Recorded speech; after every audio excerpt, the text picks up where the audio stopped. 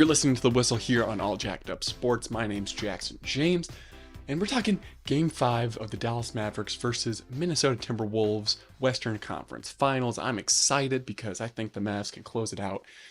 Look, as you can see, as I'm wearing a Dallas Cowboys hat and wearing a Mavericks shirt, I'm definitely a little biased when it comes to these teams right now. But I think there's something that we have to discuss. And I think there's keys that I want to look at. And also, this is just for those viewers who are itching to get as much out of this game as possible, because hopefully this is the last game of the Western Conference Finals.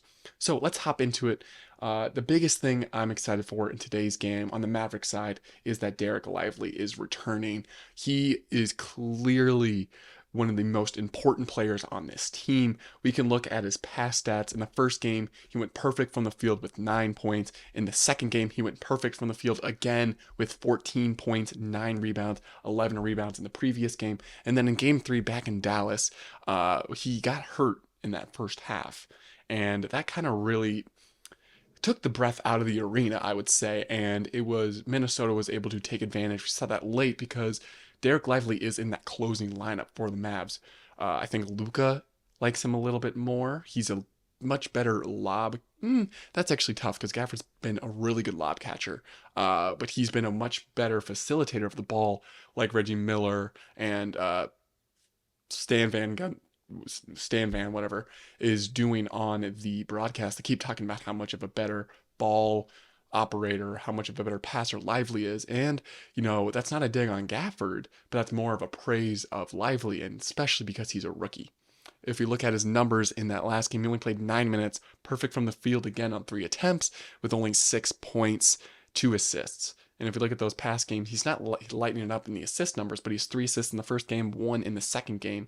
And the Mavs felt like they missed that in the fourth game because Minnesota was able to limit the amount of drives Luka had, and that really limited the amount of shots that the Mavericks were able to get. We see that through this entire series, the amount of shots PJ and Derrick Jones Jr. are able to get within Luka's drives. If we look at that third game, Luka he had 10 assists, but then he was not able to really produce as much offensively, shooting 30%, 7 out of 21. And that's, if you're a Minnesota Timberwolves player, coach, I bet Coach Filch is definitely going to take that, have him put up 21 shots, only making 7. That's a tour date right there. And so I think that's Minnesota's game plan. Hey, if we're going to let him beat us rather than other players beat us, which is a weird way of thinking. You're like, no, we're not going to let Luka beat us. But you much rather have Luka shoot 30% rather than PJ and other guys getting up good looks. If we look at the numbers, PJ only had 10 points off of 13 or 3 of 13 shooting. Derrick Jones Jr. had 2 big threes in that game, same with PJ, but he only shot 6 total attempts and was 50% from the field. Daniel Gafford had a good game, 6 of 6, perfect from the field with 12 points, 8 rebounds. But then the bench really didn't give you anything out of my star of the game, Jaden Hardy, with 13 points in 12 minutes, 5 of 8, 3 3-pointers, and was really able to get to the rim. We saw him yam one there in, I think, the third quarter, and he is really filling that role of Tim Hardaway Jr. and Dante Exum.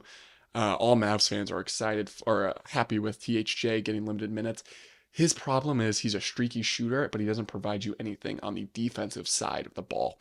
In contrast to a Michael Porter Jr., who is like 6'9", 6'10", and can provide you some height and length on the defensive side. And the same thing with Klay Thompson. Those guys are streaky shooters, but they also provide you something on the defensive end. THJ does not produce that or provide that at all. And so that's why his minutes have gone non-existent. He played 10 minutes in the first game, 4 rebounds was his only stat. And then we saw in the second game, his minutes dip even more, get cut in half with 5 points. He put up 1 shot, missed it. And then in the third game, was a DNP. And then in the fourth game was a DNP as well. And Hardy's minutes have they've kind of stayed the same, but they skyrocketed after the first one, 9 to 12 to 11 to 12. And they've kind of stuck him there at that 12-minute role, really filling in for when Kyrie's off the bench. He kind of is on the floor more with Luka rather than Kyrie. But I would expect him to get more minutes here in Game 5. Not too much. Wouldn't expect more than 15. But if he can get to that 12 to 15 mark and really be able to drive and handle the ball, which you saw throughout the entire regular season for the Mavs. That third ball handler that was Dante Exum provided huge relief in their offensive flow, because if you can not shut down, but limit Luka and Kyrie, that provides big things for your defense. And we saw a great defensive performance by the Timberwolves, holding the Mavs to 100 points, their lowest of the series so far. And it's going to be huge. It's going to be huge to see how Kyrie Irving bounces back in today's game. He probably had his worst game since the Thunder series, but he was more of a facilitator rather than a scorer in that series. In 42 minutes, he shot 6 out of 18, one made three-pointer for 16 total points and only 4 assists. He just had some brutal turnovers there at the end of the game, and really just limited the clutch ability of this team in that fourth quarter. And then I'm not placing most of the blame on him. I think he gets 30 to 40% of the blame. Majority of 50% of the blame goes to Luka Doncic, shooting 30%, like I mentioned before. He needs to play better and get more efficient shots. Made 4 3-pointers on 11 attempts, which isn't astronomically bad, but still not ideal when you're shooting 21 shots, only making 7. Also, he had a triple-double with 15 rebounds, 10 assists, which is great to see, because you like to see him still be that centricity of the offense, because he's that good of a player. And his assist number is 10. In the last game, he only had 5 and they won. In the previous game before that, he had 13 in the game 2 triple-double. In game 1, he only had 8. So 10 assists, he was able to convert on some passes. That one highlight clip of him passing that out to Derrick Jones Jr. was huge, or was glazed upon by the TNT crew. It was just a great pass. Not THJ. Derrick Jones Jr. didn't even have to move his hands at all, which was a great shot. But as we move ahead, we gotta see how the Timberwolves are gonna come at in this game 5 in their home court, wearing their nasty gray jerseys with the neon green stripe. Not my favorite. They're going back to their old court, their normal court design. I think it's their association uniforms. And the big question for me in terms of the Timberwolves performance is Karl Anthony Towns going to repeat his performance in game 5 like he had in game 4?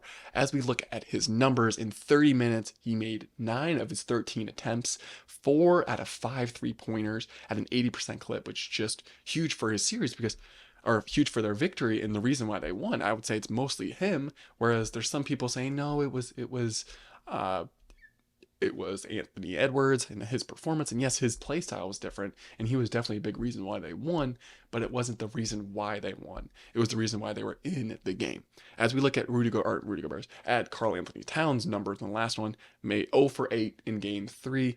Mavs had their biggest win of this series so far. In game 2, he had 1 made 3-pointer on 5 attempts for a total of 15 points. And then in game 1, he had 20 attempts from the field, only made 6 shots, 2 3-pointers out of 9 attempts for 16 total points. If the Mavs can limit him under 20, I think that's hugely important, not only for the flow of the game, but also in those clutch minutes. We saw Cat make big, important 3-pointers, which he wasn't hitting. He was attempting them. And if you were to go back and watch the tape, Karl Anthony Towns is attempting those riskier, not necessarily in the flow of the game type of 3-pointers, not a good shot selection. But in this one, he was able to get a great back screen by slow-mo Kyle Anderson that pinned Luka, and Kyrie had to go around it, and it was Kyrie contesting Karl Anthony Towns, a 6'10 guy with a 6'2 guy. Yeah, that's not necessarily the best defensive scheme you'd want there on that play, especially in the corner when he's hot like that. So that's one thing to look out. Karl Anthony Towns has another big performance like he did last time. He threw up 25 points in game 4, which I thought he threw up. No, that was Anthony Edwards at 29. That's why.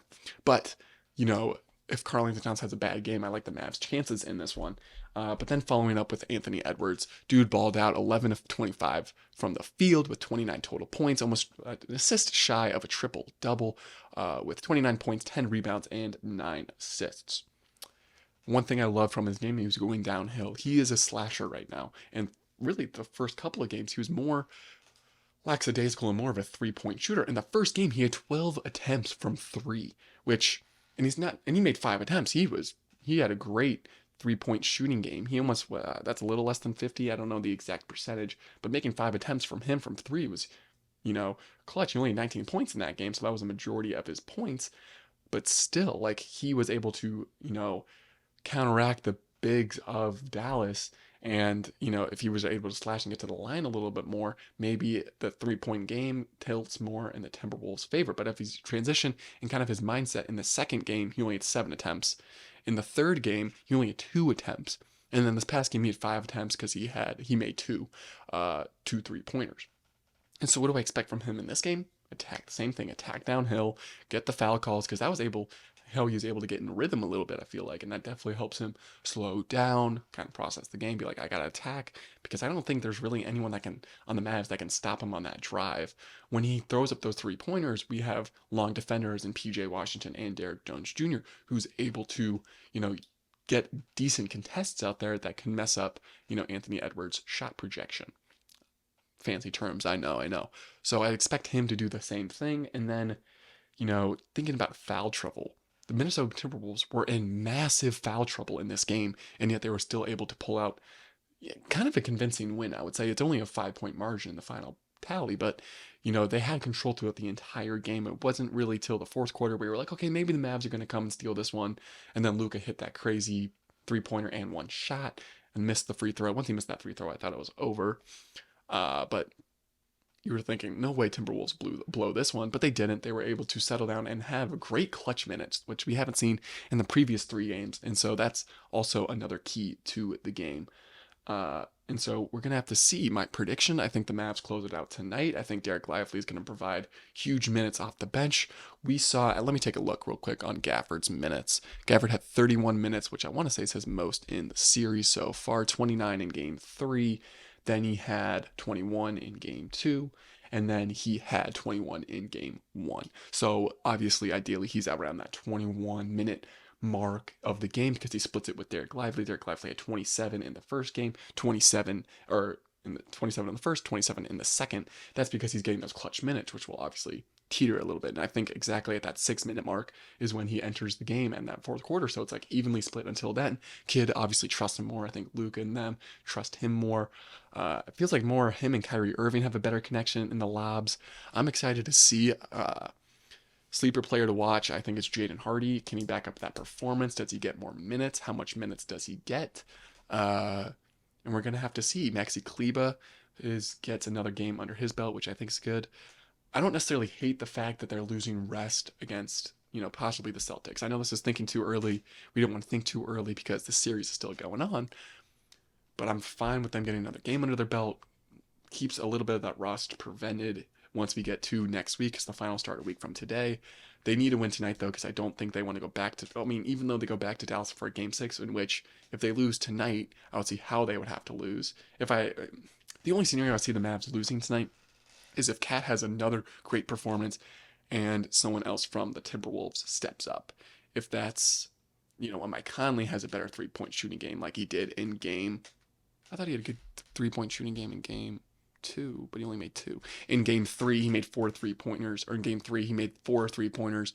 Majority of his points there with 16 in the final tally. So it'll be interesting to see what do the starters step up. If it's Mike Conley, is it another Naz Reid game like in game 2 when he absolutely just went off for 7 made 3-pointers, a total of, I want to say, is that a team high 23 points in that game?